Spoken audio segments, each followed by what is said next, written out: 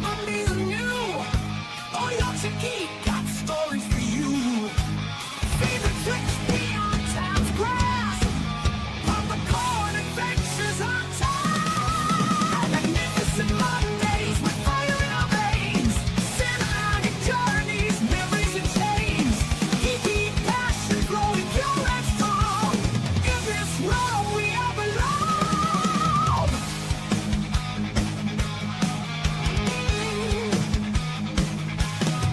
Movies of war and stories that fly. From battles in space to tears in the eye. Epic tales, join those blasts. Trumpet tells, join the quest. Magnificent Mondays with fire in our veins. Cinematic journeys, memories and chains. Geeky passion flowing pure and strong. In this world we all belong. Movies of war and stories that fly. From battles in space to tears in the eye. Epic tales, join those best. Drop the couch, join the quest. Magnificent Mondays with fire in our veins. Cinematic journeys, memories and chains. Geeky passion flowing pure and strong. In this world we all belong.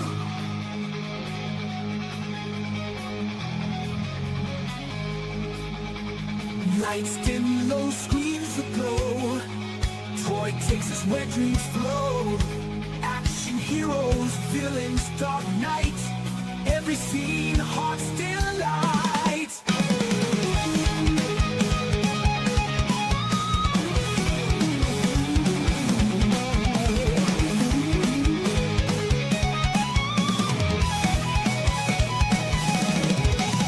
Geek myths, giants rise and fall. Time machines, epic brawls. Mondays in blue, with teeth light. Fantasy realms to infinite heights.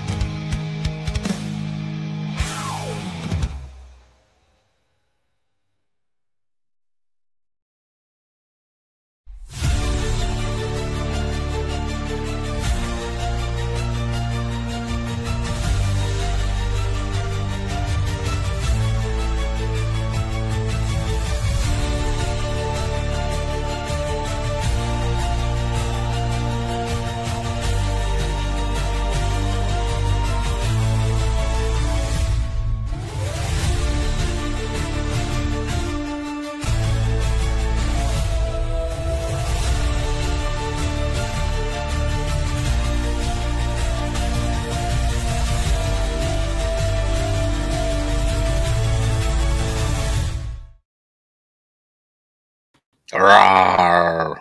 Dinosaurs, yay! Hey up, it's Steve from the Old Yorkshire Geek, and welcome to episode 84 of Magnificent Mondays. And this week we're doing Valley of Gwangi. Where is it? I've put it here, hang on, bear with me. Where are we? That way around.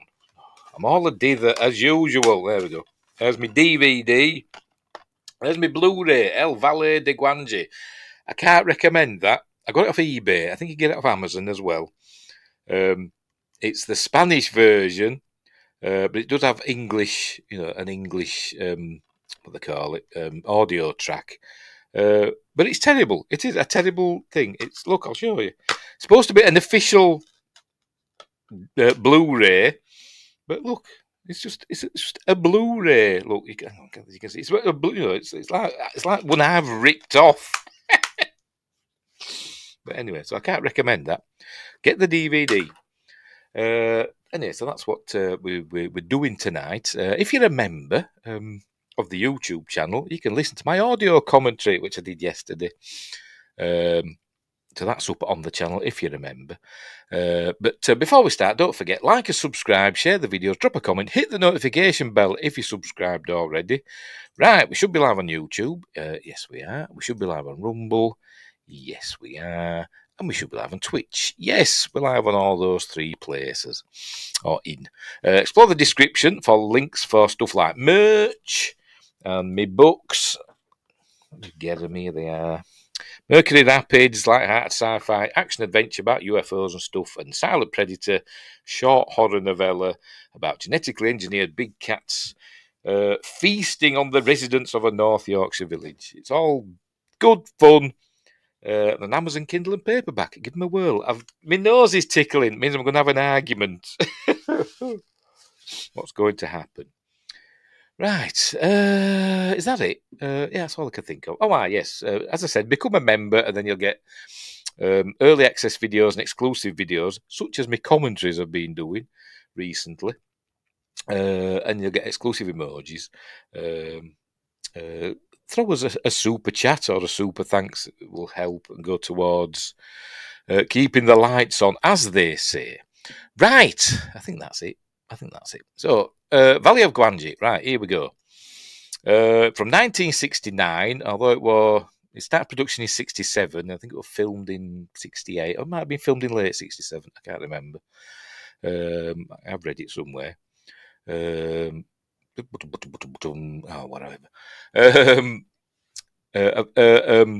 Directed by Jim O'Connolly, who's a British director. I don't know him from anything else. What else has he done? Let's have a look. Edgar Wallace Mysteries. There we go. From an idea by Willis O'Brien. Remember, Willis O'Brien was Ray Harryhausen's mentor. He did the original King Kong. He never exceeded what he did on King Kong, to be completely honest.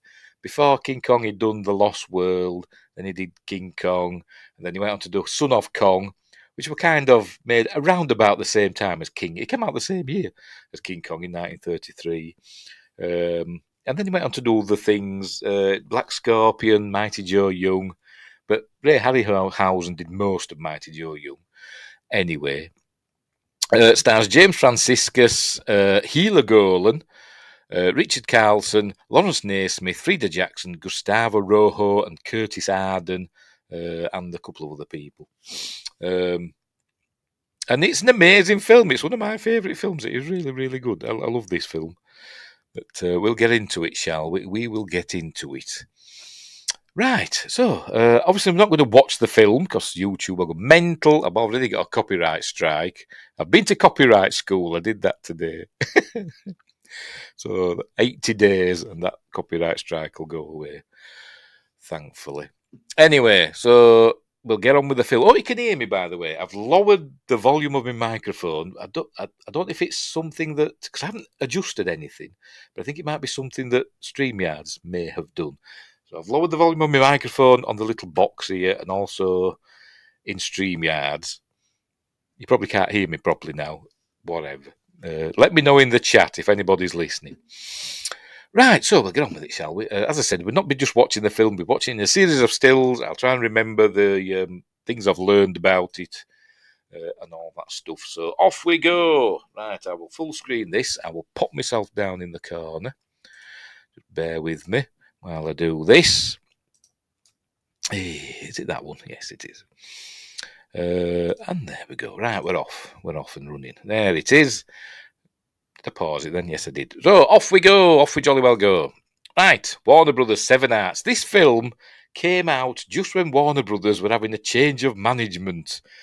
And the new owners or new management or whatever, the new structure at Warner Brothers didn't have faith in the film. So they didn't bother advertising it, promoting it. And so it bombed at the box office.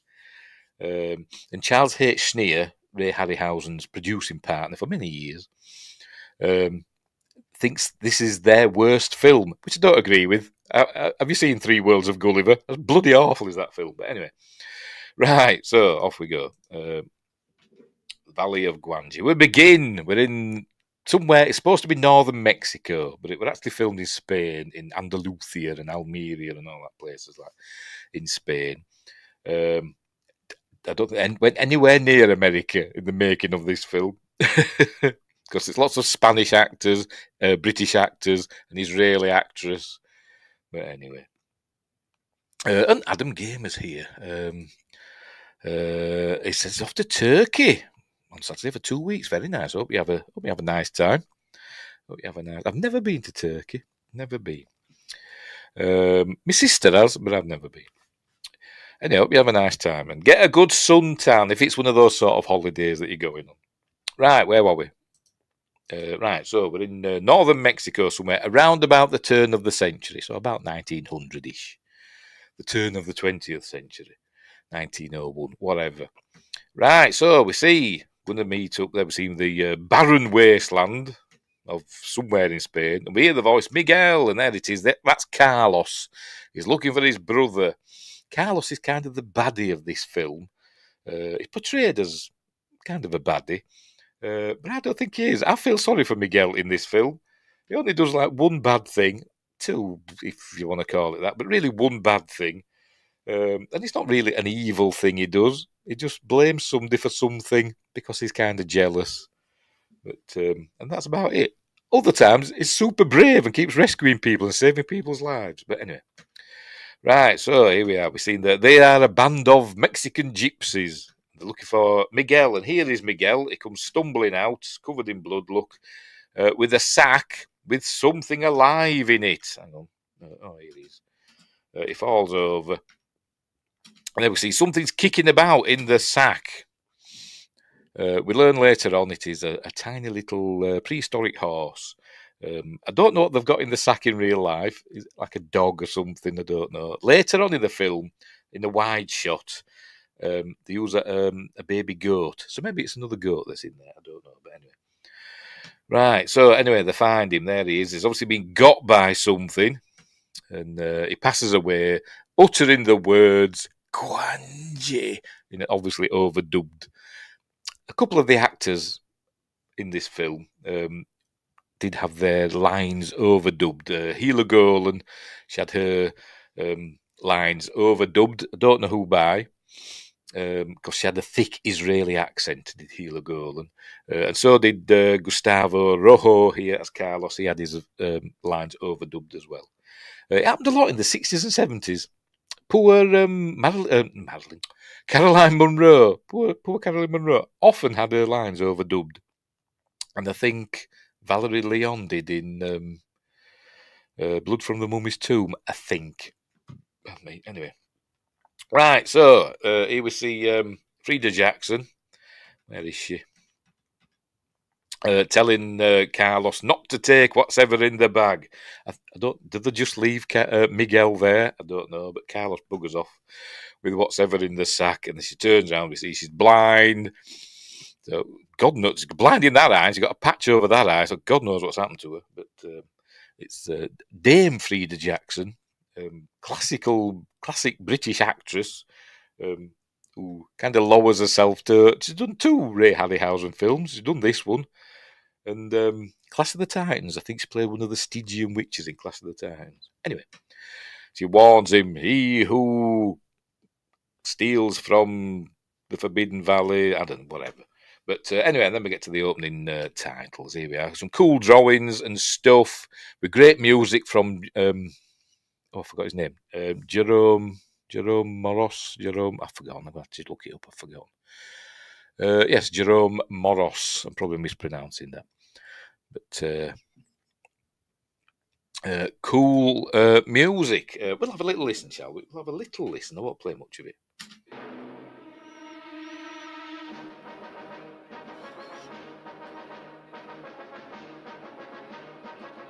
Cool music. Very Western music when it kicks off. Anyway, by the way, there we go. Filmed in Dynamation. This was the last film, as far as I know, that used Dynamation. After this, it became Dynarama. I'm not sure why.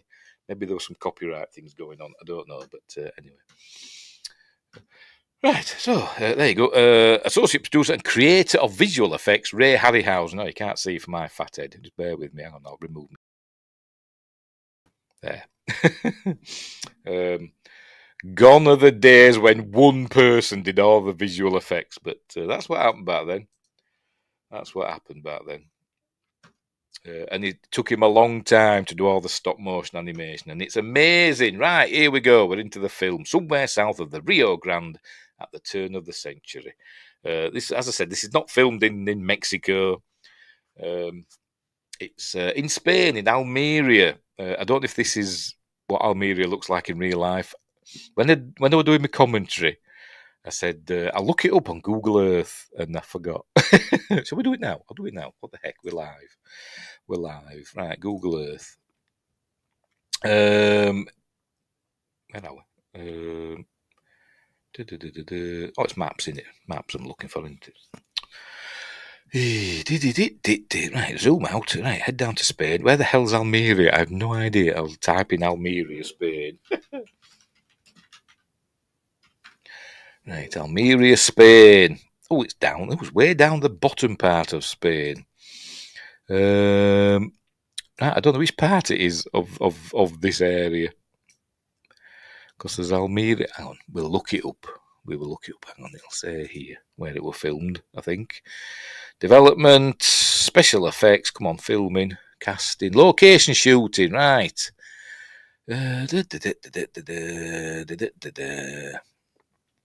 Almeria's Plaza de Toros and Cuenca Cathedral. Right, just bear with me, Cuenca. My eyes are going. Where the hell's Cuenca? I'm probably mispronouncing that. I'll just type that in. Right, where's that? Where's that? Have I found it? Yes, I have. Right, so here we go. Where's the cathedral? Where's the cathedral? Oh, there we go. There we go. Oh, there's the bull ring that we're going to see in the bed. No, you can't see this, can you? Hang on. Bear with me. Bear with me. I will show you what I'm looking at. Where the hell's that go? Why can't I see that? So, hang on. Oh, there we go. There it is. I'm going blind. I'm definitely going blind. Right, here we go. There you go. You can see that. Right. That's the bull ring, which we're going to see in a bit. So, quite a bit of the action happens in there. But I'm looking for the cathedral. Where's the cathedral? There's some sort of sports venue there. I'm guessing it's round this area with the red roofs.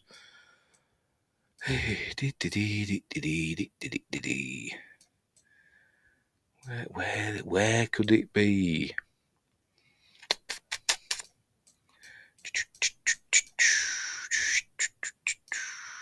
You'd think it'd stand out, wouldn't you? You would think so. Maybe it's not there anymore. I have no idea, but you would think it is. What's that there? Looks like a building site there. At least we found the bull ring, didn't we?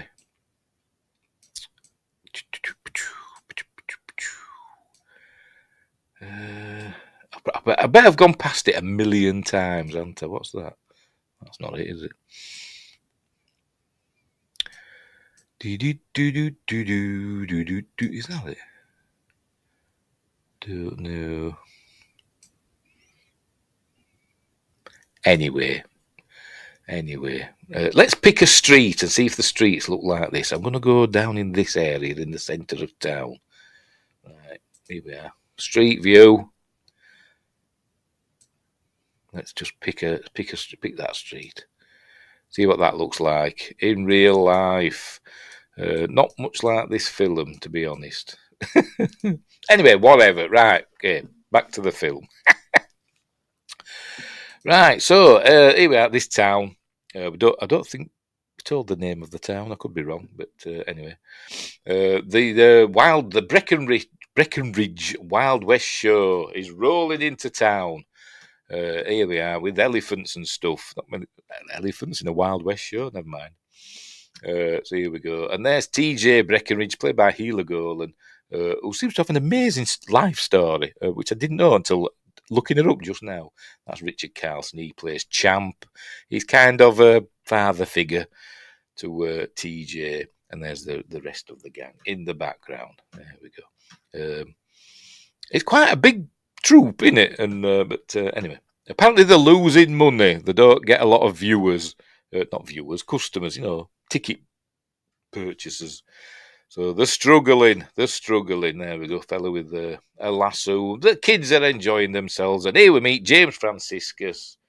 We may recognise from Beneath the Planet of the Apes.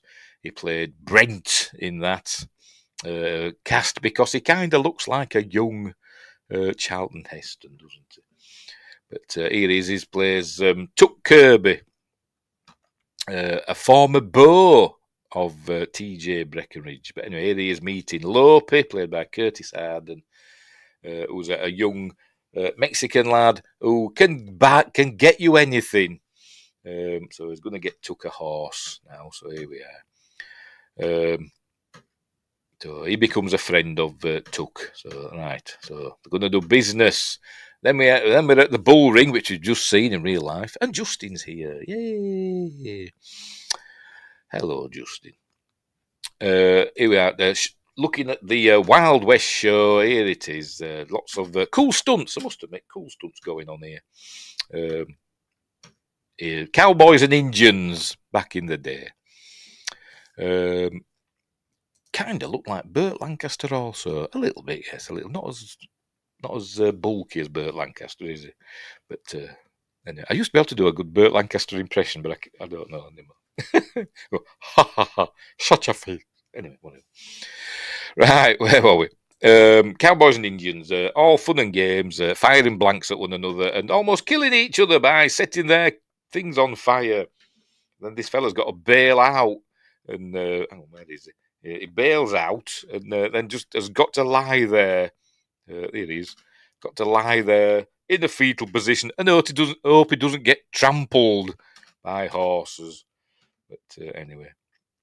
Right, so then it's time for the finale. But you can see it's not exactly packed stands. Like I said, it's a struggling Wild West show. But it's time for the finale with Miss TJ Breckenridge on Wonder Horse Omar. There's Champ announcing them with his bullhorn. So out she comes. Oh, we meet Bean and Rowdy. There they are. I can never remember which is which. I will say that's Bean and that's Rowdy. I could be wrong, but I don't know. But they know Tuck. There we go. Hey, it's Tuck Kirby, because obviously he's been around before. And Windgrace is here now. Say yum for some reason. He must be eating something nice. On about Bean and Rowdy. Eating beans, because it's the cowboys, and cowboys eat beans, don't they? Dear. Although we don't see any of that in this film. That's Blazing Saddles. Anyway, right, so Tuck's here has arrived. They recognise him. I think I've gone past that. Oh, please. Gone past that bit. There we go. Well, I'll be. It's Tuck Kirby. There we go. And he says, howdy, or whatever, because they're cowboys and stuff. But Champ's not happy to see him. There he is. Is looking after TJ's interests, because apparently they were going to get married. And all that were TJ and Tuck, but he bottled it and he left her. I don't know if we're quite at the altar, but he ran off because he didn't want to be married. So that's why Champ doesn't like him. So anyway, then he hears the music, because remember she's going to do her thing now, her finale. So he hears the music and off he goes to watch it. So this is where we're going to meet Gila. Gila Golden. Here she is on Wonder Horse Omar. She's going to jump her horse into a vat of water. There it is. And also, they're going to set fire to it as well. Here he is. Going to put her, she jump through a flaming ring of fire. There she is, the lovely Gila Golden. Right, info about her, which I didn't know until today. I said she's an Israeli actress, but she was actually born in Poland. And I'm just going to read it. I'm just going to read this straight from Wikipedia. Golan doesn't know when or where she was born. Her parents were murdered in the Holocaust, and she was adopted by Zosha Zawatki from I'm mispronouncing that, who saw her wandering the streets of Krakow. She was given the name Zosia Zawadzki by her Polish family and renamed to Mara Goldenberg in Israel. She also used the names Miriam Goldenberg and Hila Goldenberg. Golan attended a youth Aliyah boarding school in somewhere in France for 2 years before moving to Israel in 1948. She worked at a kibbutz for 4 years. Golan was not conscripted into the Israeli Defence Force due to her not knowing her age. So we don't know how old she is, but she's still alive because it says she is an Israeli actress, but we don't know how old she is. But I imagine she's knocking on a bit now. But yeah, so there you go. Born in Poland and found wandering the streets of Krakow. I presume sometime during World War II or thereabouts. But anyway, so there we go. So there's an interesting story in there. In itself, she were in Our Man Flint. I've seen that. With I'm blanking on his bloody name now. James Coburn in Our Man Flint. He also did In Like Flint, which we James Bond homages. We'll put it that way. Anyway, so there we go. So that's Gila Golan.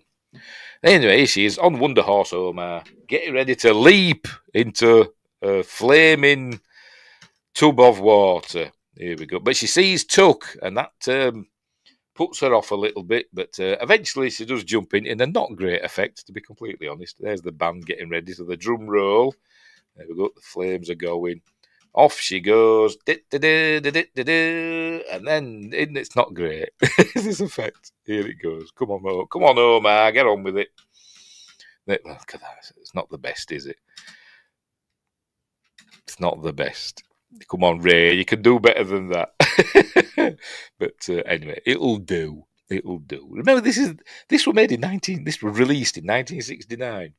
No CGI and all that. To make do with what technology was available to them. It's fine. So anyway, there we go. So she jumped into there and they get her out and she's fine, but albeit a bit soggy. There she is. But she's not going to be soggy for long. She's got the most amazing towel ever. You'll see in a minute. Right, so anyway, off she goes. Back onto Omar. And off to get dried off. But she's not happy to see Tuck Kirby either. So, but he just goes barging into her dressing room. Like, hey, you can't go in there. And she's like, get out, because she doesn't like him. But anyway, he's there to offer her a business proposition. He wants to buy Omar off her for Buffalo Bill. Because he buys and sells circus acts now. That's what he does. And now, so he wants to buy Omar. She says, no chance. Anyway, she goes behind this screen. You can see her hair's wet. And she gets a towel out. The most amazing towel ever. Because next time you see her hair's completely dry. Are you ready? Here we go. Cut back to her in a minute. There she is. The most amazing towel ever. We also saw with the towel. Anyway, she comes out. There we go. There you go. Anyway, she's not going to sell him Omar. So, anyway. So he goes away. But you can see the look in her eyes. She's hurt, but she still loves him. Anywho, Tuck and Lopi are heading back into town. But this is where they're going to encounter Professor Bromley, played by Lawrence Naismith, who's a paleontologist. There he is. You may remember him. He played Argos in Jason and the Argonauts. I've seen him in something else, and I can't remember what. Never mind. That's where we learned that his mule, Rosita, has kicked him and run off.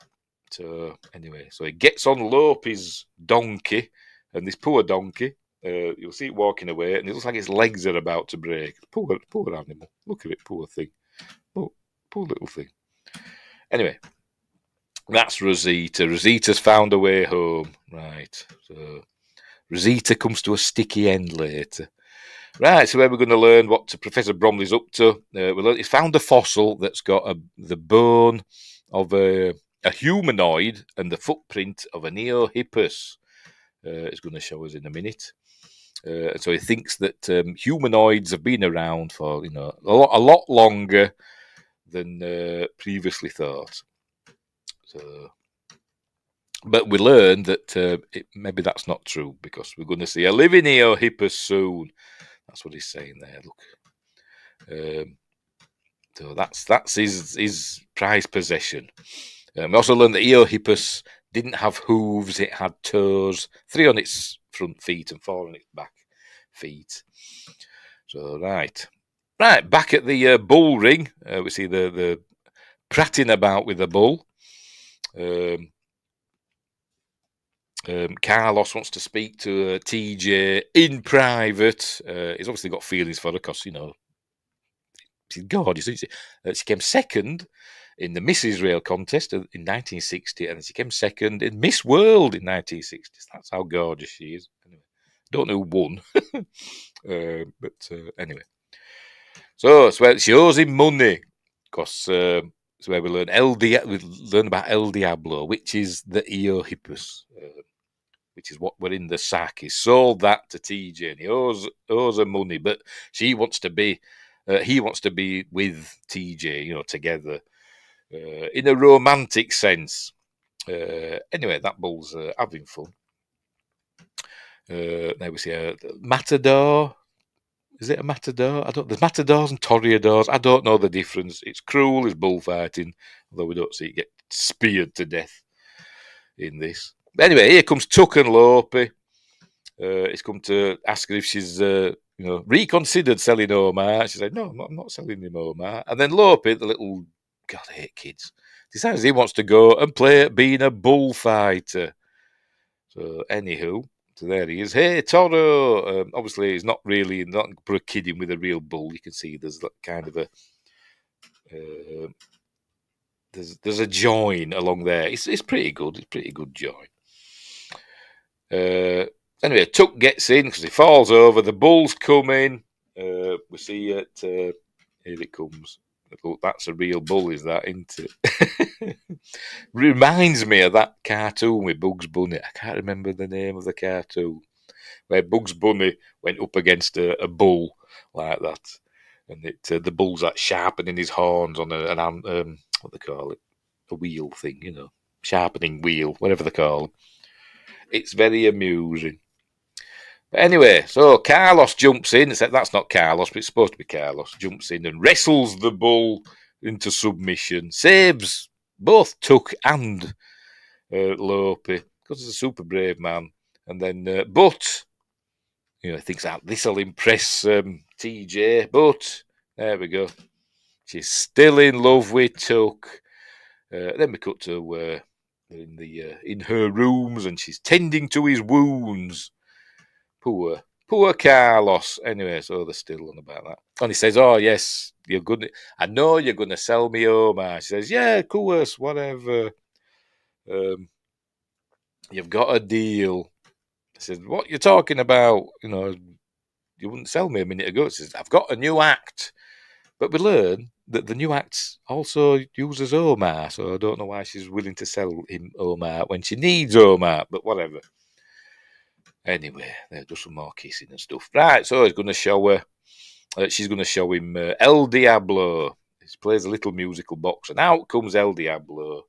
A teeny tiny little horse. There it is, bless it. Cool stop motion animation from Ray Harryhausen. It's really, really good. So there we go. I hope you can hear me. I'm going to check on my phone. Just bear with me. Hang on. No, I won't.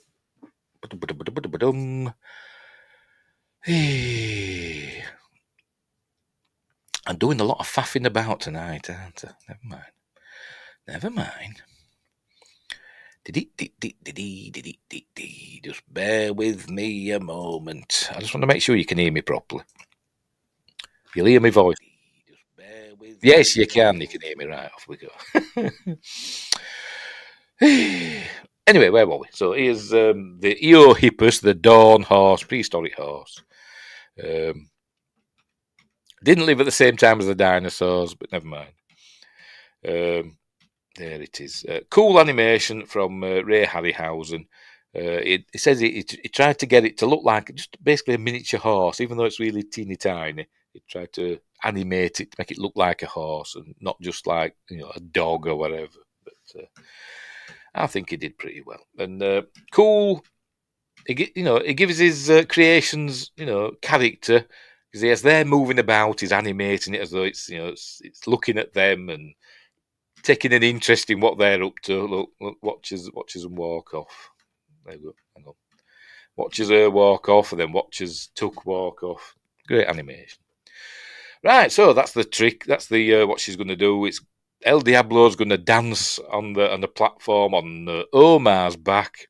A horse dancing on a horse. Anyway, so she gives him the key for some reason for this room, and he keeps it because he's going to show the professor.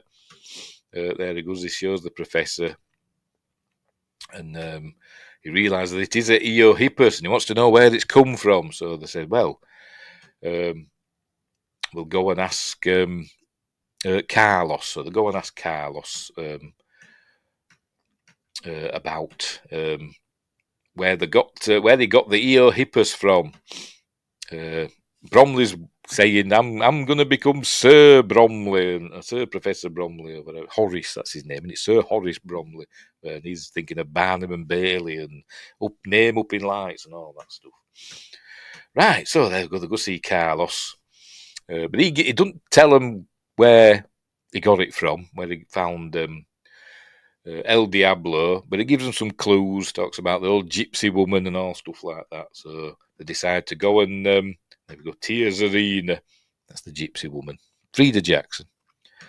So they use Lopi. Lopi will know where they are. So they head out to the gypsy camp, where they're doing traditional gypsy stuff. I don't mean selling clothes pegs and lucky heather.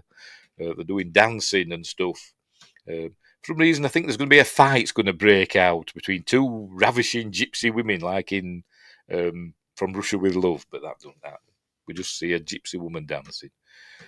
There she is. Din din din din din din din din din din din. She hasn't got any castanets.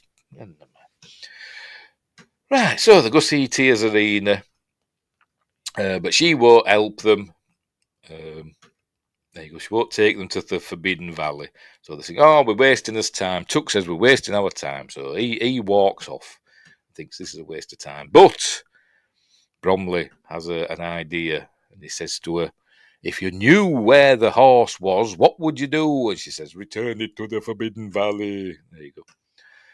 So he's up to summit now, isn't he? Anyway, meanwhile, I'm guessing it's the next day. We see Lope is getting ready to go off somewhere. His horse, a donkey, mule, whatever. I don't know the difference between a mule and an ass and a donkey and a... What else is there? Whatever, I don't know. Got his packs ready. But anyway, he's gone to see Tuck. And Tuck's worried, thinking about what to do. Should he help TJ? Or should he just keep quiet and sell off this and, make lots of money for himself? But... then he realises that Lopi tells him that he's got to meet the professor that night because they're off on a trip. And so he thinks he puts two and two together, there's Tuck, and he realises something's up. So he's going to go and intervene. So later that night, that day for night, it's in the middle of the day, but it's supposed to be at night time. We see the dwarf, this fella. I forgot who he's played by. Hang on. That's all his build as the dwarf, played by Jose Burgos. Plays a good role. But they're breaking in to where El Diablo is, but Carlos sees them and tries to fight him off, but gets knocked out, as we'll see. There we go. Laughs at him. And anyway, so they steal El Diablo. There it is, they're off. And Tuck starts chasing them. Carlos wakes up and sees Tuck, and then I'm not saying he thinks Tuck's involved, but he blames it on Tuck Kirby. He says Tuck Kirby's working with the gypsies. But anyway, off they go. Professor's waiting. He's obviously going to chase them. He's going to follow them to the Forbidden Valley, isn't he? But they see Tuck Kirby going. He says, "Don't be a fool." So Carlos tells TJ that, it was Tuck that stole El Diablo, him and the gypsies. So now they've fallen out. She's fallen out with Tuck Kirby again now. He's no good, TJ. So off they go. So the chase begins out into the Spanish desert / Mexico. So off they go. Lots of scenery. and spectacular scenery. Anyway, next morning, Tuck's going to have a breather next to a rock. They're following tracks, etc. So off they go. But Tuck wakes up and he hears, I think he hears Rosita. I think he hears her going like that. So then he does a bit of elder abuse now. He drops down here and gives Bromley a good old little punch in the stomach. Here we go. Hang on, where is it? When your king finds out you're a low-down horse thief, he'll give you a touch of the sword. Right about there. Here he goes. There we go. Bit of elder abuse. I did look. He was about 60 when he made this. Because I thought I'll look him up because you never know. People looked older back then, didn't they? Because there were an actor in. I think that was in From Russia with Love, or was it Goldfinger? Might have been Goldfinger. There was an actor in that looked really old, looked older than blooming Lawrence Naismith there, and he was 39. But anyway, they lived a harder life back then.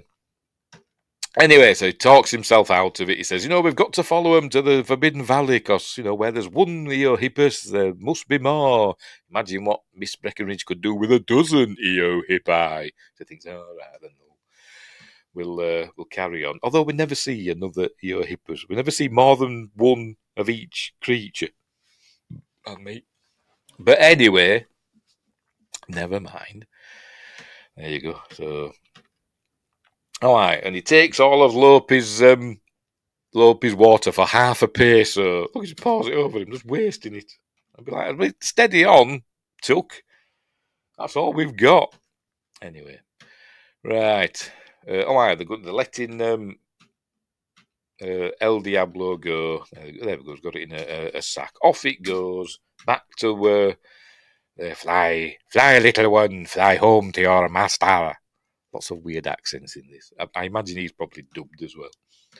Right, so off. There we go. Off El Diablo goes. Back to the Forbidden Valley. Meanwhile, it's like, is it night time again? It must be a long way. I don't know, but there you go. They're looking at the mountains, a circle of mountains that cuts off the Forbidden Valley from the rest of the world. A lost world, one might say. Anyway, right. Oh, and they hear a noise then, and they hear Rosita, baying. Braying, the bray, don't the donkeys, mules, whatever. And we see as first, apart from El Diablo, prehistoric beast. I can't say dinosaur because it's not dinosaurs. Hang on, there it is. A pteranodon flies away. But they're not in the Forbidden Valley yet, so obviously the pteranodons can fly out of it. I've never seen it. Anyway, they all come to all these rocks. Rosita's not around. We didn't see it carrying her off, but anyway, whatever. But there's blood on the rocks, and Lope is just sticking his hands in it because he's stupid. But poor Rosita's caught for it. So now the professor's got to ride Lope's horse now. Anyway, they're following the tracks, and they find the camp, TJ's camp. And it's going to get roped now. Here we go, in a minute now. There we go. She lassos Tuck.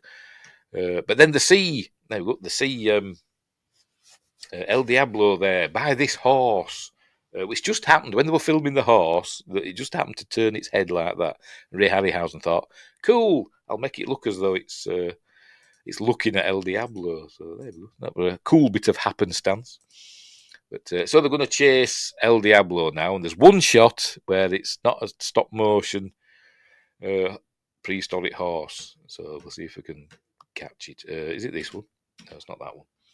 They actually used a baby goat. Is it this one? It's this one. Look, I think. Yeah, it is. There it is. It's actually a baby goat. Is that? It's not an Eohippus. There it is. They used a baby goat for that shot. But anyway, she ropes it, but then Tuck grabs it, and she says, "Get off! Get your dirty horse thieving hands off it!" She says, "Whatever you say." So he lets it go. Anyway, so it runs into this crevice and into the Forbidden Valley, and they can't go in because it's not wide enough. So Anyway, Champ goes, it squeezes through, and as we don't see what he sees yet, and he says, right, we've just got to pull these huge rocks out of the way, and then they can go through. So, by the way, we get some more cool cowboy-like music. See if we can hear it.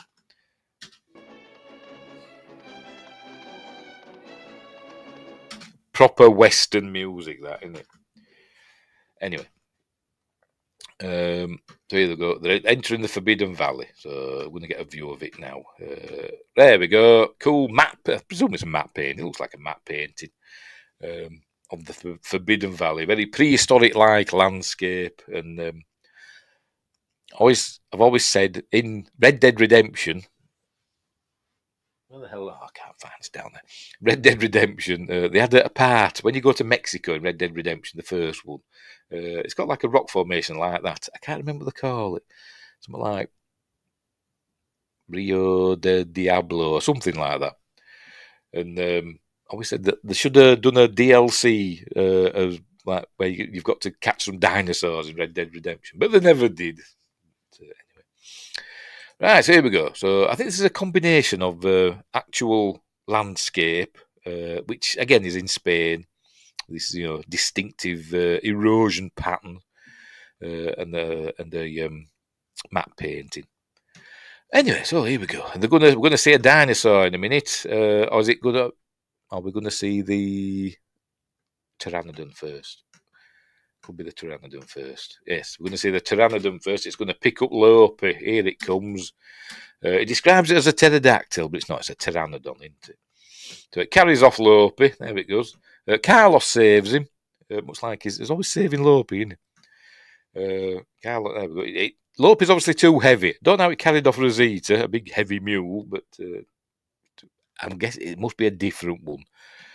It can't carry Lopi in it. It's the flaw. And this was made, I think, in the time when science thought that pterosaurs couldn't take off from the ground. They had to throw themselves off cliffs and glide.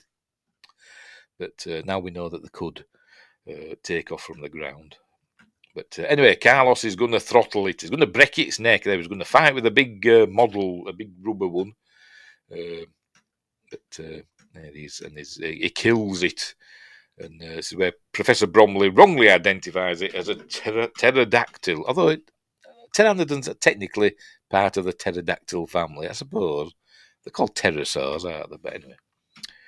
Is he going to say it? Oh, well, whatever. And then they're going to see another dinosaur. Now they're going to see an ornithomimus. There it is. They see an ornithomimus, or a plucked ostrich, he calls it. They're going to chase that. Let's nab it for the show. There you go. Let's get him for the show. So they're chasing that now. They don't use baby goats for this one. There we go. They use a real ornithomimus. Although it does speed up a bit here. It's like running across here, and then when it gets to about there, you see my mouse pointer, it kind of speeds up for some reason. I don't know how or why, but it just does. You ready? Speeding up. But it's going to enter the jaws of doom any second now. Here it goes. Runs over there, and in a scene that inspired Steven Spielberg for Jurassic Park. Directly homaged in Jurassic Park when the T-Rex gets the Gallimimus. They were just copying Gwangi. Gwangi has often been described as an Allosaurus, but it was in Willis O'Brien's original plan for the film. It wouldn't be a Tyrannosaurus. But what Ray Harryhausen used, he used the armature for the Ceratosaurus that he had in 1 million years BC, and obviously put a new skin over it or whatever, like an Allosaurus skin. So it's like a combination. And I think he has described it as a Tyrannosaurus as well. So it's like a mishmash of various dinosaurs. But anyway, there it is, getting the poor ornithomimus. I don't know how these dinosaurs have been living there for millions of years. But anyway, whatever. We only ever see one of each. Anyway, so the ride off. I think they take some shots at it. I think we see Bean or Rowdy, but I think it's Bean. There we go. I think that's Bean. Take some shots at Gwangi, who looks up and like, "What are you doing?" But we learn later that they've actually loaded the weapons with blanks, the blanks from the show, without thinking. But it's obviously loud enough to get Gwangi's attention, and he starts chasing them. There you go, a giant pterodactyl, a flying reptile. It's a pteranodon, mate. Never mind. They say, what's it doing here? There's his 1,000-yard stare. Precisely. What is it doing here? Staring to the horizon. Anyway, they say, come on, we've got to get out of here. There's a big lizard on its way. Oh, yeah, by the way, he does his... the catch up with Carlos, and he utters the immortal words. Are you ready? Gwangi. Which I remember from the... let me milk that again. When I was a kid, I think the first time it played on British television when I was a kid, so it's probably about 1973, 74, 5-ish. I don't know exactly when. I was a kid. And I remember they showed an advert for it, coming up on whenever Sunday night or Saturday night, whatever. They showed the advert for this, and I always remember that bit. It showed Carlos going, Gwangi. Well, we just heard that, Gwangi, and I always thought it was Gwangi that was saying it. Anyway, whatever. Right, so off they go. But Bromley won't leave. He says, leave me alone. I've got a pterodactyl to look at. And says, well, suit yourself. It's your view. And they ride off. And then he sees Gwangi. And there you go. Sees Gwangi. He says, great Scott, I see your point, Mr. Kirby. So he's going to try and hide now. Riding off. Gwangi wants the pteranodon. He stumbles and falls and attracts Gwangi's attention. There we go, because he's a clumsy old bugger. So Gwangi goes and has a look at him. But then a Styracosaurus arrives. My favourite of the ceratopsians. Even more, everybody loves a Triceratops, but I always liked, probably because of this film, I always liked the Styracosaurus more. I think it looked meaner. Even though it didn't have the huge horns like, Triceratops. But I just liked its horns on its frill. Anyway, but this kind of is a Triceratops because he used the armature for the Triceratops from 1 million years BC. Did Ray. Anyway, so there we go. He identifies this properly. He goes, great Scott, it's Styracosaurus. Oh, by George. Anyway, so they're going to have a little bit of a standoff. They're not going to fight here. They're just going to have a standoff and growl and roar at each other and then back down. And Gwangi's going to take the pteranodon to eat later.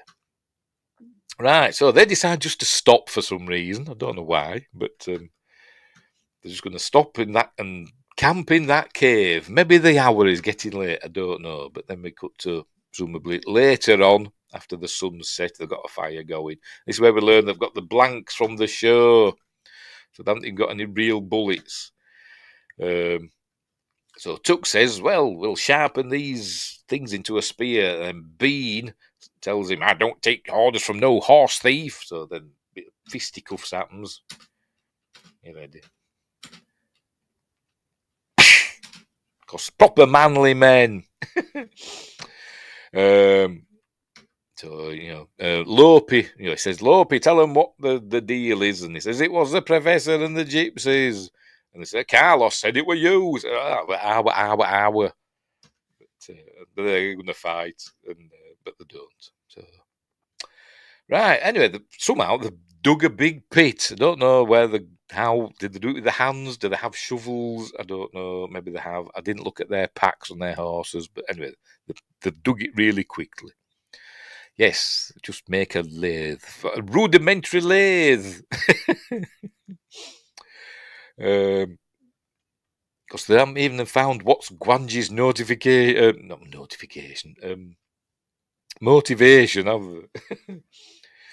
Anyway, they've dug this and they found enough plant life to cover it up. But it's going to get filled in soon because we never see this again in a minute. But anyway, right, so they head back. Hide in the cave, and she says she's going to sell up and marry Tuck, and so he says, "Okay, we're gonna get a ranch in Montana or somewhere. Wyoming. So she says, cool, let's do that and have kids and everything and all that. But then they hear a noise. I think they're about to kiss, aren't they? Yeah, oh, they do kiss. What the hell was that? They do kiss, and then they hear a noise. Something's fallen into the trap, and they go and look. And they see it's Professor Bromley's down there. I say up there, watch your step. There seems to be a bit of a drop here. And they all laugh. Ha ha ha. Good job they didn't put spikes at the bottom of that, isn't it? Professor Bromley there, impaled. Spikes through him. No. Thankfully, they didn't do that. Anyway, next day, they've obviously filled in that hole because we never see it again. And some action's going to happen here, and obviously they've filled in that hole, so no other wandering professors fall in it. Anyway, Tuck's gone off by himself on his horse, Magpie, which I'm calling it. Gone to fill up the water bags. And this is where we're going to get a little homage to the original King Kong, because Gwangi's going to come now. Any second now. Here he comes round the corner. There he comes round the corner. And gives himself a little nose scratch. Here he comes. There we go. Little homage to the original King Kong. It's in that the T-Rex did that. When it were going to go and eat Andaro, and then King Kong intervenes. Right, so Gwangi's coming. And for some reason, Tuck wants to ride his horse up that ramp and doesn't do well and turns into a stunt man. But then Gwangi's here, look. He's hiding in that crevasse. So they're stabbing at him and all that stuff. See, there's no sign of the pit that they dug, which was there, but it's not there anymore. So they obviously filled it in. But anyway, so they're fighting and setting fires and stuff, and he runs away, and Gwangi chases him. And this bit, I do mention this in the I think I do. In my audio commentary, if you remember, you can go and listen to that on the channel. This kind of reminds me, again, I think this is another sort of a King Kong homage. It's in that they had a fella climb a tree to escape from a brontosaurus. But in this, he's climbed this rock thing and he's hiding behind there, and Gwangi comes and snarls at him like that. There we go. And snarls at him like that. So anyway, so the famous roping scene. They're going to try and lasso Gwangi. This movie's wild. I like it. So do I. I love it. It's one of my favourites is Gwangi. I don't know why I haven't done it sooner, to be honest, on Magnificent Mondays. Winkler says, King Kong ain't got nothing on Gwangi. Hey, behave. King Kong's my favourite film. Yes, it was my number one, wasn't it? King Kong, the original King Kong, is my favourite film of all time. Anywho, so they're going to try and rope Gwangi. So here they are. Amazing sequence done by Ray Harryhausen. Obviously, they did they've got the stunt cowboys or whatever on their horses. Obviously, they're not roping a real. Oh, so here we go. I was paraphrasing the Denzel quote. I have no idea. I know you mean Denzel Washington. I don't know, but I don't know what it's from. Anywho, right. So where were I? All right. Yes, all the cowboys are riding around. Obviously, they're not roping a dinosaur. What they had a jeep with a big pole on it, and they were roping the pole on the jeep. And Ray Harryhausen, basically covered up the jeep with Gwangi, because that's how he did his effects. Really, what he had in his studio, he made like a little diorama, I suppose you could say, for his creations to walk about on, which is why the ground that they're walking on looks slightly different to the rest of the scene, and he just had the scene playing on like a rear projection screen. When they just used to go it one frame at a time, and I think he had to be careful that it didn't take too long on each frame because he could burn through the film, couldn't he? But anyway, so that's what he did. Replace the Jeep with Gwangi, and when they rope him, when they get a rope around his neck, you'll see in a minute. If I do land on one where we see it, a wide shot, we're going to see one. Oh, never mind. There we go. That's a good one.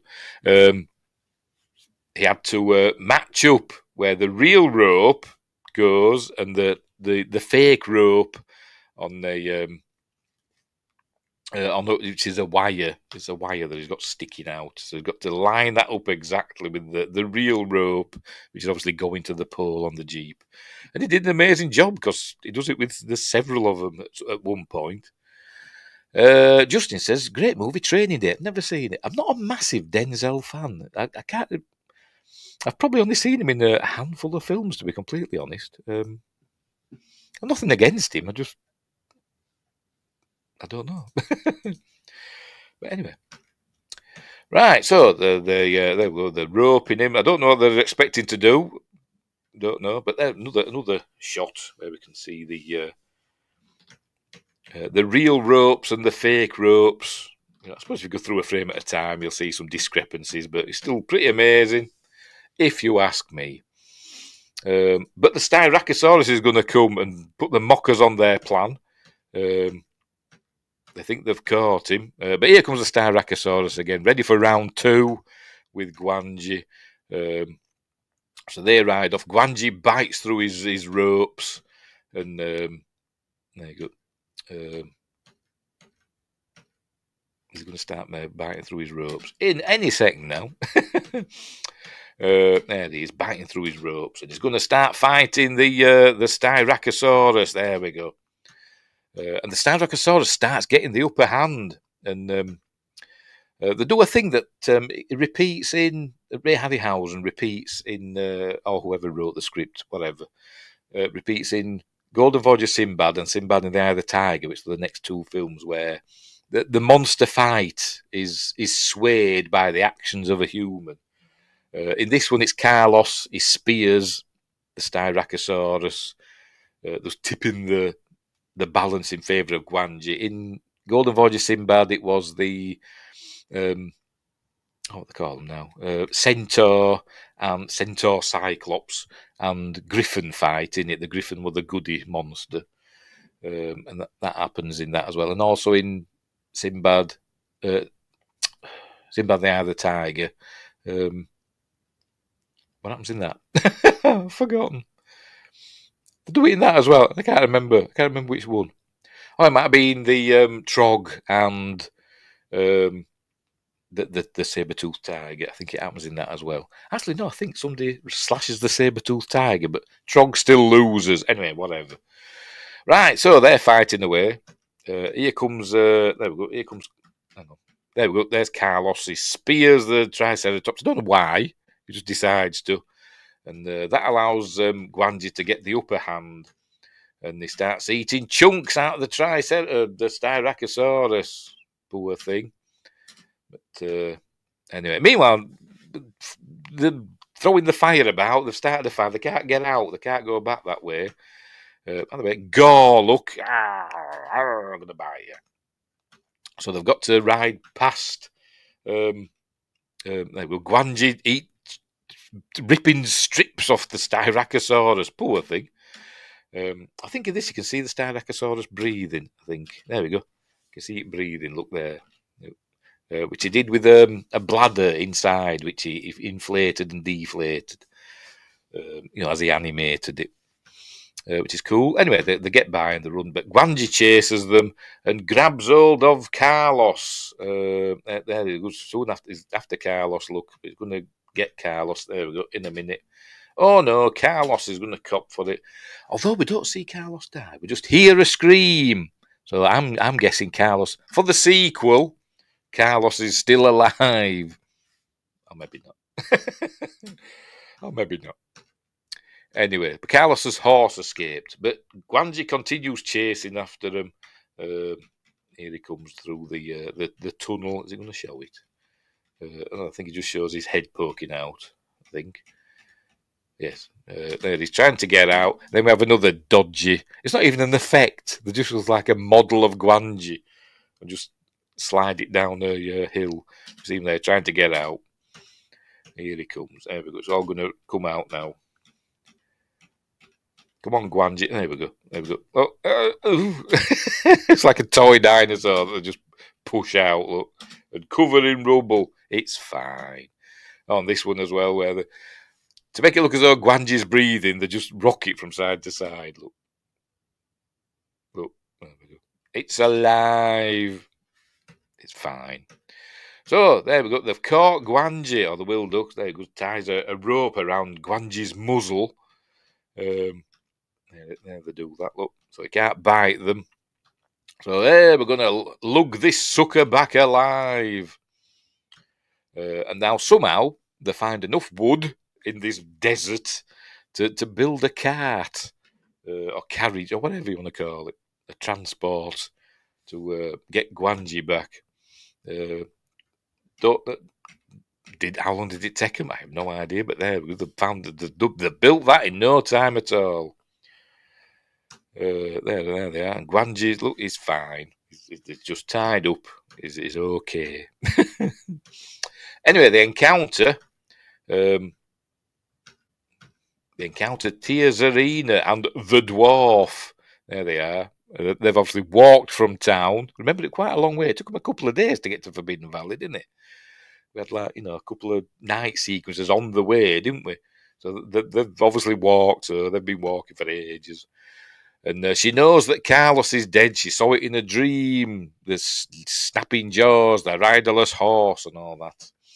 And she says, Gwangi's the evil one. And Bromley says, he's not evil. He's just an animal. The only thing that's evil about him are his jaws. Dun, dun, dun, dun, dun, dun, dun, dun, which we'll be doing in June. Anyway. Right, so then we cut to what in King Kong would have been when they get to New York and you see Kong, 8th wonder of the world, and the music starts. This is basically that, look. Gwangi the Great, they're in the same town as they were before. Back at the bull ring, here they are. So anyway, so they've got a big balloon. Gwangi's in there behind the curtain, and they're all ready. And he's not happy, is the professor, because he thinks they're just, Gwangi should be studied and they shouldn't be in this circus. And TJ, she says, you can come with us on our world tour. He says, what are you talking about? He says, we're going to go all around the world with Gwangi. He says, no, this is ludicrous. Anyway, Tuck says, hang on, what's this about a world tour? I thought we were going to buy a ranch in Wyoming. But, she's gone all starstruck now. She's thinking of the money and all that. But he says, oh, no, shite to you. I'm out of here. Because overly emotional, aren't they? These people. Anyway, so, right. She goes, as you like. Right, I'm out of here. And Lope was just standing there, probably being a bit awkward. Like, oh, God, they're rowing. He says, you've got to go after him. Because he's a brave man and he will never come back. And if she were, a modern woman, she'd say, so. But no, she goes after him because, Anyway, right. So they do a bit of a Wild West show, look, having a bit of fun with the horses before the main event. But Tiazarina sends in the dwarf to be up to no good. Here she comes running out. There's TJ says, Tuck, don't go. And they embrace. So there we go. So anyway, what the hell is that? Is it supposed to be I don't know. But anyway. Right, so the dwarf goes in and he's going to set Gwangi free. Meanwhile, they've got a stop-motion elephant doing tricks. Can elephants do that? I have no idea. But a stop-motion one can. And he's making a terrible noise. It doesn't even sound like an elephant. Couldn't they get a real elephant noise? Let's see if we can hear it. Doesn't even sound like an elephant, does it? Sounds like somebody doing a bad impression of an elephant. It's like me doing an elephant. Anyway. The crowd seemed pleased, all sombreros and everything. Meanwhile, Gwangi's watching the dwarf. There we go. Doing his stuff. He's releasing these fasteners. As everybody's watching the elephant. The elephant's getting agitated because it knows Gwangi's there. It says, "Control that elephant," and he's going, "Si, senor, I'm trying." Anyway, there you go. So, out he comes with his bull horn and telling them all about, we went to Skull Island and 12 of our party met terrible deaths. Wrong film. We went to the Forbidden Valley and Carlos never came back. Meanwhile, the dwarf's still undoing their things, and Gwangi's going to investigate. Look, he's going to step towards him. Look, he's going to get him. And then we hear a scream in a minute. I wonder what's going on. And then he says, "Let it rip," because the press is there as well. We'll hear a scream now. And they say, "Right, up it goes." And they see that Gwangi's got the dwarf in his gob. There we go. Ah! And they're all like, "Oh no!" It says, "Get it back down." And I don't know how they're going to do that because it's a balloon, isn't it? But anyway, never mind. They don't get the thing back down. And the elephant breaks free. Everybody goes running for their lives. There we go. Because Gwangi's broken. Because remember, he undid the things, didn't he? The dwarf. And Gwangi breaks free. And we're going to see Lawrence Naismith, here he is, Professor Bromley, gets squished by the gate. I call it the gate. The cage. He gets squished by the cage in a minute. In much the same way that Sakura in Seventh Voyage of Sinbad gets squished by the dragon. But have I gone past it? Have I missed it? No, we might not have got to that bit yet. Come on, Professor, where are you? There we go. There's the Professor about to get squished. And Gwangi jumps out, fights the elephant, and the elephant doesn't last very long. I don't know if it's the same elephant that were in 20 Million Miles to Earth that were got by the Emir, but maybe it's related. Let's make sure we're still going, by the way. Make sure we're still going. Yes, we are. Right. Yeah, right. Where were we? Oh, pardon me. So it's fighting the elephant, and the elephant doesn't last very long. That's a cool stop motion effects. He was the master, wasn't he? He only did 12 films with Charles Schneer. I think it was 12. See if I can remember them off the top of my head. Right. Obviously, he did Beast from 20,000 Fathoms, and then he teamed up with Charles Schneer, didn't he? After that, and did. It came from Beneath the Sea, and then I could get these in the wrong order. Earth versus the Flying Saucers, 20 Million Miles to Earth,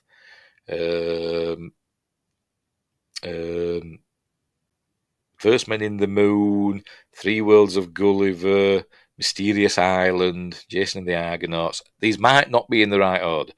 Jason and the Argonauts, 1 million years BC, what else? This, Valley of Gwangi, Golden Voyage of Sinbad, Sinbad and the Eye of the Tiger, Clash of the Titans. There we go, that were 12. I know I've got 13, but I included Beast from 20,000 Fathoms. Anyway, Justin says that elephant fought hard in 20 Million Miles. Felt bad for him. Yes. So did I. Poor elephants don't do well in Ray Harryhausen films, do they? Anyway, right. So they're fighting away. Look, and poor elephant. Look, ends up down on its knees because elephants have 4 knees. The only animal to have 4 knees, apparently. The Mexicans are running for their lives, going on delay, and all that stuff. We do see that they're doing the thing again with he's got a bladder in there. We see the elephant still breathing. Look, it's still alive. So I'm guessing it got better. Maybe, because Gwangi leaves it and it comes out with a man in his gob. I think we'd seen, when everybody were running out, we saw Tia's Arena get knocked down by the crowd, and we don't see her again, so we presume she's trampled to death. Frida Jackson. Anyway, they're all running for their lives. All running into the cathedral for some reason. Maybe God will save them. But they just run it through the cathedral and back out the other side.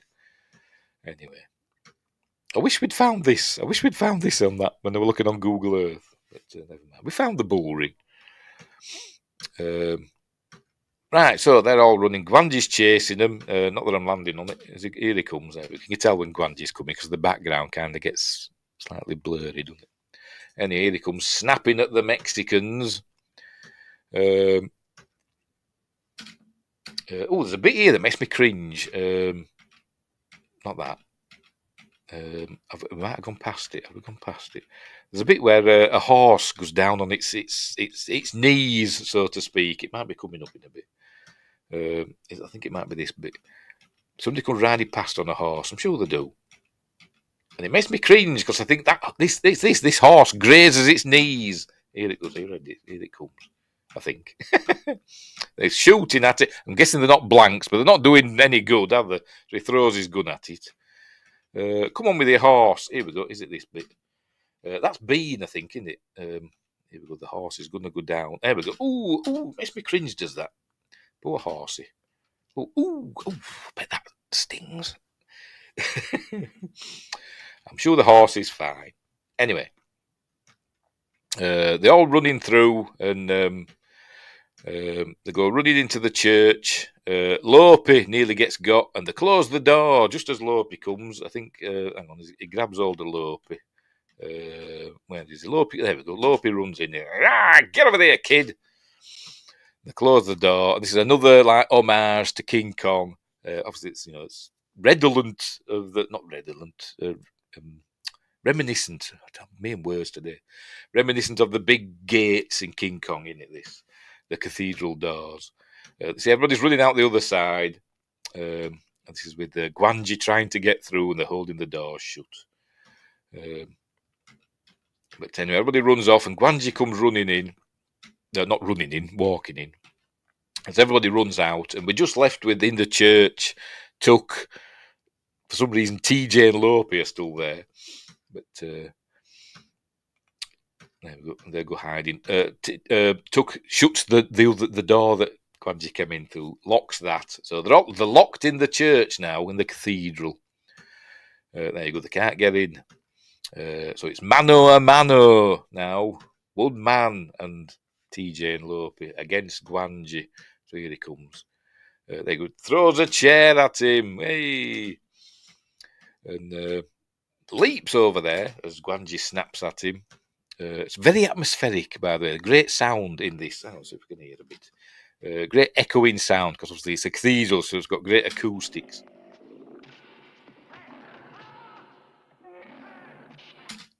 Cool sound. Anyway, it gets one of these what they call pikes or whatever it is, and has a good old stab at Gwangi. And I feel sorry for Gwangi now. In a minute, because Gwangi grabs hold of it, the end of it, in a minute. There it goes, grabs hold of it, and then he pulls on it, and there we go. And as he lets go, he goes onto the pipe organ, and Gwangi hears this. There we go. So Gwangi's all like, what's that noise? And then Tuck throws the bloody spear, and he gets Gwangi right in his ear. And I know that rhymes, right in his meatus. There it is. Look, what have I done? What happened? Where'd it gone? That was weird, wasn't it? What the hell happened there? Right in his meatus. So poor Gwangi. But anyway, so they take the opportunity to run away, and as they're running away, he picks up this brazier, whatever the hell they're called, because this cathedral is super flammable. They just douse the floors with petrol, I think. So he throws that, everything just sets on fire. And they feel sorry for Gwangi here, because Gwangi is going to die, and he's going to burn to death. Obviously, Gwangi is an animal, terrified of fire and all that. And he's just snapping at it and screaming in agony for ages. I feel really sorry for him. Anyway, they get out. He leaves the door open, obviously to let some oxygen in, to fan the flames, I'm guessing. But poor Gwangi, look. burning to death. The cathedral's burning down. I don't think they burned down the real cathedral. But there goes. And it all collapses on top of poor Gwangi. There we go. It's all coming down. And we hear him screaming to the bitter end until the rubble lands on top of him. Any minute now. Here it goes. Dead. Poor Gwangi. Should have left him in the Forbidden Valley and he'd been fine with his eating his Styracosauruses and his Ornithomimuses and his Pteranodons. But no, they had to drag him to civilization. Same old story. It's like King Kong, isn't it? Same old song. The Emir.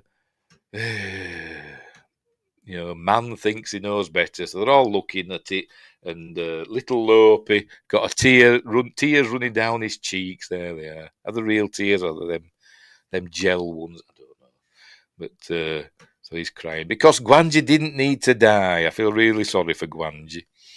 Justin says, yeah, kind of messed up. He was minding his own business. Yes, it's all man's fault. We're the true monsters, not them. Anyway, so they're watching that, and then the film ends. There we go. The end. Don't know what the aftermath was. I mean, at least in King Kong, we got Son of Kong. We found out what happened afterwards, didn't we? With Carl Denham and all that. But they just went back to Skull Island, didn't they? But anyway, never mind. Right, so there we go. And then we get some cool credits. So we see James Franciscus as Tuck and the lovely Hila Golan as TJ, smiling into camera, look. And then Richard Carlson, there it is, who I think he were in It Came From Outer Space. I think it was that 3D one. Let me check, make sure it was. I think that's what I'm thinking of. Cast. Where's the cast?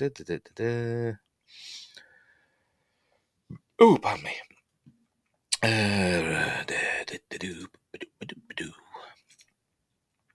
I think he's the only American actor in this film. Oh no, James Franciscus as well. Right, what has he been in? I know he's been in loads of stuff, but I'm thinking of sci-fi stuff.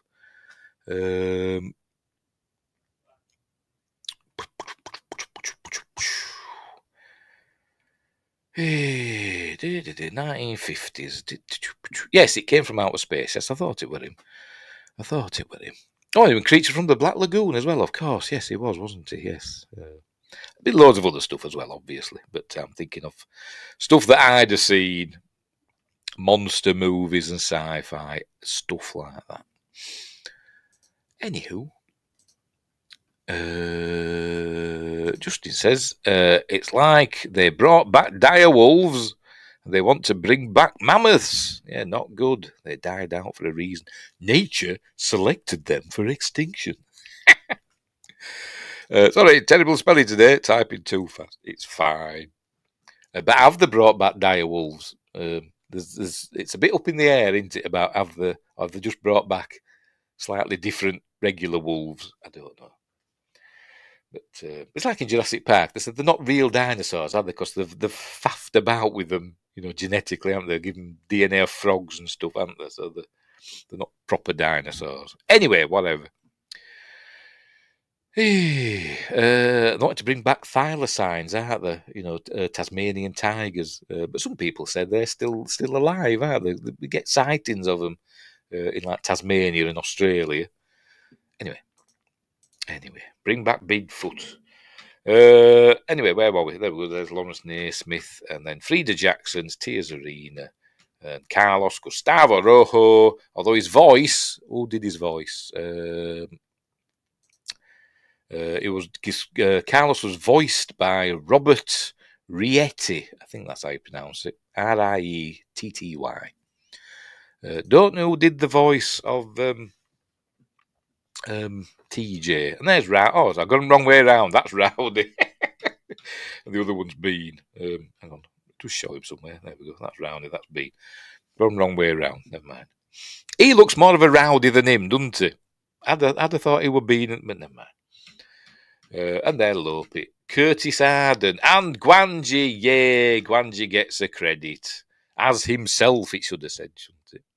Wingress says, next stop, Jesus. Yes, they could bring him back, couldn't they? We did it, didn't we?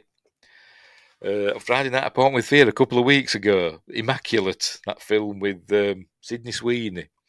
A really good horror film. They tried bringing back Jesus, didn't they? It was kind of like Rightful Heir in Star Trek Next Generation. They think they got some of Jesus' DNA, didn't they? And they tried to bring him back. Anyway, but not by, but sort of by cloning, but by, impregnating a nun. Anyway, that's by the by. And Gwangi gets a credit, and there we go. And that's the end of the film. There we go. Distributed by Warner Brothers 7 Arts, but they didn't have faith in it and didn't publicise it properly.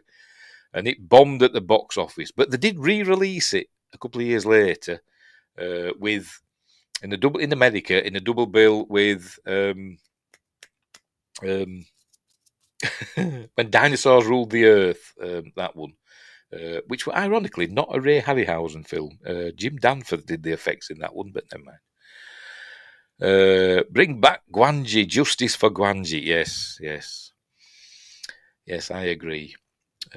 Speaking of Gwangi, on my website, I've got a treatment. Let's see if I can find it. I'm going to do I wasn't going to do it. I just did it for fun. I wrote like a reimagining of Valley of Gwangi. If I can find the bugger, bear with me. Go to my website, mercuryrapids.co.uk, go to screenplays and script treatments, and it's in here somewhere. Valley of Gwangi script treatment. Here we go. I will drag this across and show you. There it is, look. There it is.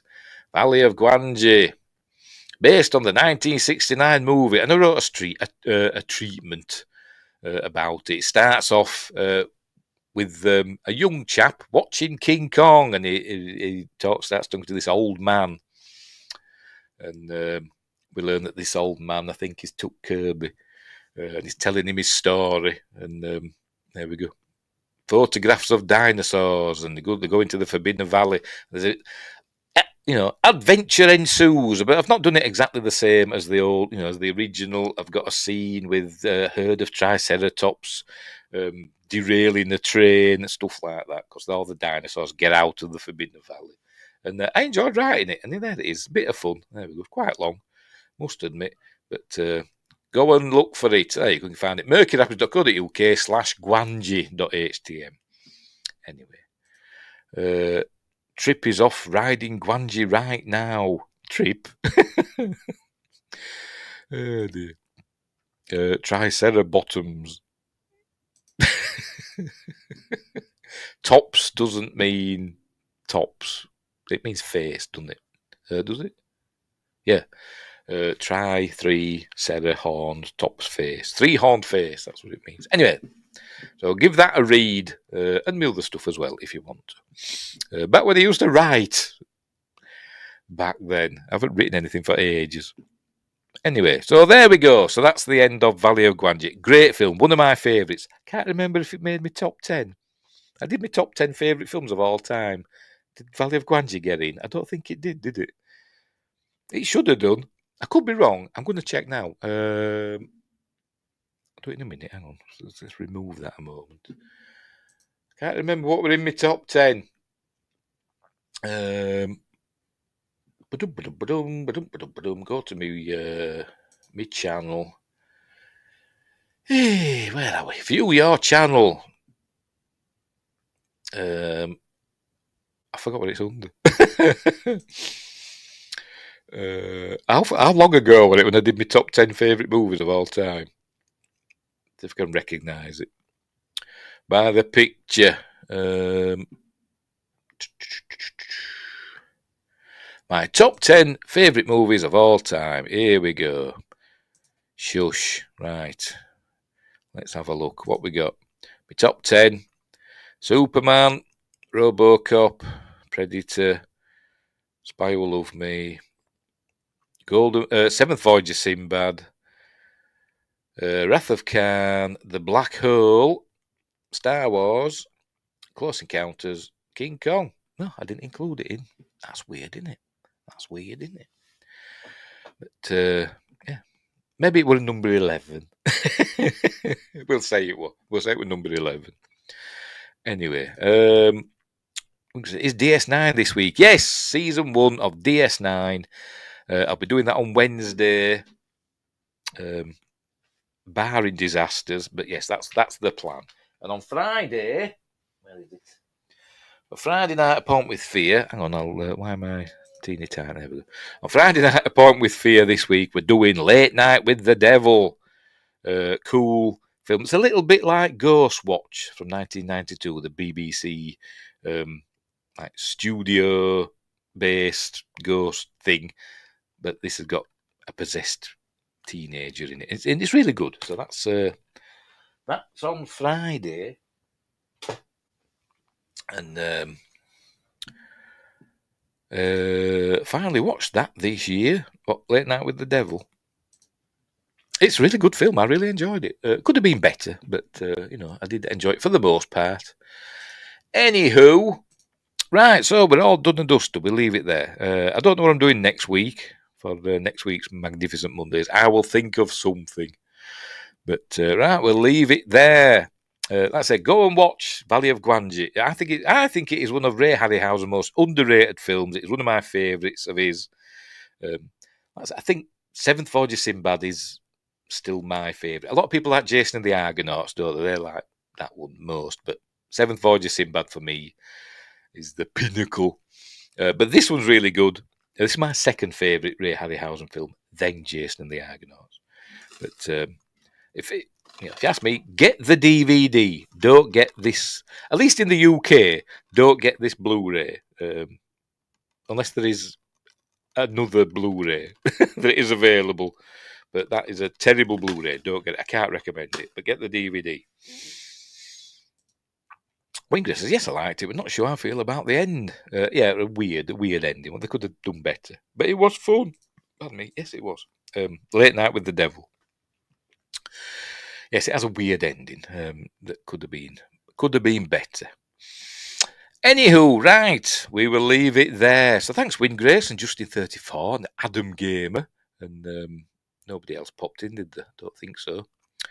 And what's that say? Innermost Syringy GB7 Anob over on Twitch for best viewers on stream, boo. We always get one of them, don't we?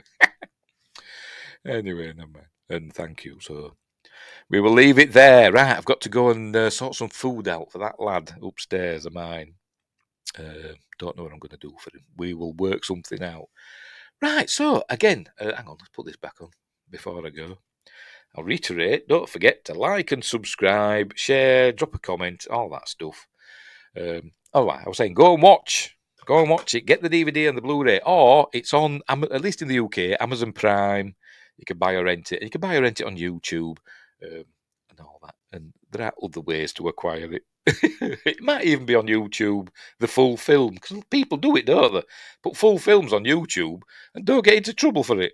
I don't know how they manage it, but anyway.